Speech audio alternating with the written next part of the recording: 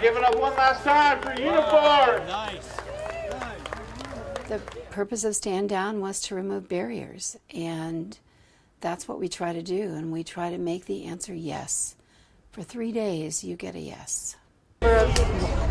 Staff people here that work all weekend. We also have volunteers. We have dental care, medical care. This is like a field hospital, only it's air conditioned and an amazing way to be able to meet the medical needs.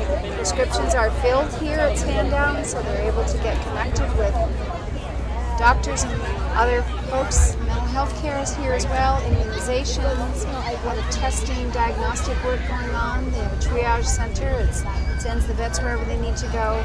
Not every veteran has VA health care. They're not always eligible due to their discharge status, but PTSD's treatment program. It's long term, and it helps you get back on your feet in every way possible. It heals the body, the mind, the spirit, puts everything together so that you can leave. It's long term, up to a year or more. You can then move forward with your life. Connecting them with recovery support services in the community and saying it's a family here. There's, oh my God, there's family members everywhere. There's Eddie on the right, is a graduate of our program. Also got his master's degree at USC and now works in the Department of Veterans Affairs. So he's a real success story. Yeah. He's coming back to make trouble every year. And now I'm trying to get my son here to follow the same path, but he doesn't want to behave. I'll get it. I'm going to do it. On our left, I'm she's doing one of it. our kids. At Stand Down, the formula is straightforward. We're bringing in people who were in the military. We're Marines, we're soldiers, we're sailors, airmen.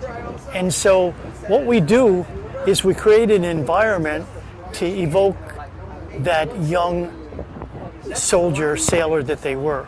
And when they come out and they come through our gate and they come into Stand Down, that's part of the evocative process in terms of the community. Community is very, very powerful. You try to do things alone, it's one thing. If you're in a bad community, it's going to bring out the worst in you. But if you're in a good, healthy community, then it's going to bring out the strength in you, the ability to be able to pick yourself up and decide, where do I go from here? But I'm strong enough to make a change. I mean, basically, I was bottled up. I had many problems. I was a drug addict. I was an alcoholic. I was a participant here at Stand Down last year. And to be here again as a volunteer, it's pretty free. It's wonderful to be able to help my fellow veterans out, to be able to see them through the chow line, to be able to see them open up to us. It's an amazing experience. It's hard to do. I think what you got to do, once you get away from it, then you start, I don't know, I hate to say it, you really notice that you have to trust in something bigger than human. It's got to be a God, because I lived down there 23 years. 23 years. I never been beat up, cut up, shot up, or none of that. And I survived. Never been to the pen, never done none of this. That's my job I got now.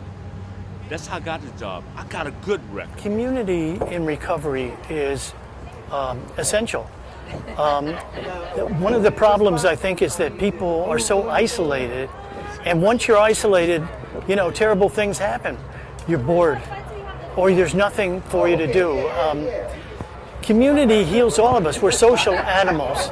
Again, I think it's important to recognize that not any community, I think it's important that not just any community is going to do it. Just the word community has a wonderful sound to it, but there are bad communities.